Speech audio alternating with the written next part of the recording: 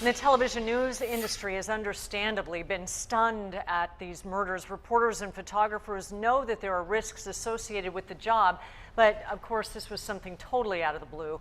And 10 News reporter Steve Fiorina is live. And Steve, you're well aware that you could be a target. No question, Kim. News crews often set up in the dark in sketchy neighborhoods, but you can be in the daylight in Balboa Park and strange things can happen. Someone with an agenda coming right at you. Reporter Allison Parker and photographer Adam Ward were doing a live interview for a feature story about a celebration at a Virginia lake. Far from a war zone, but it became a killing floor.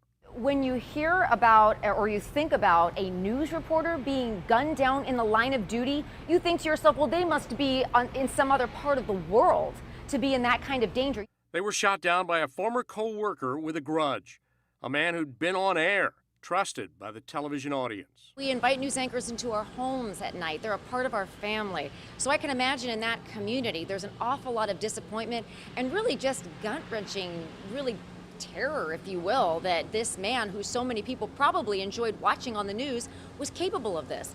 Patrick, who's also a prosecutor, said there were warning signs. Williams bought his gun 2 days after the Charleston church shootings in June, when 9 people were massacred. Classic copycat killing. That kind of thing sometimes can be a trigger. Now, we know that's true in this case because that's what it says in the manifesto that this man saw. In fact, that was one of the things he said actually drove him over the edge to make the decision to engage in this morning's senseless carnage. Completely senseless and coming 2 years after the firing. Live in Balboa Park, Steve Fiorina. So much tragedy. Thank you, Steve. And federal journalists are using social media to show their support. Some are changing their Facebook profile pictures to show color bars. Those color bars are an appropriate symbol of mourning for the TV news industry. When a live shot fails or a signal is lost, color bars are usually all that is left.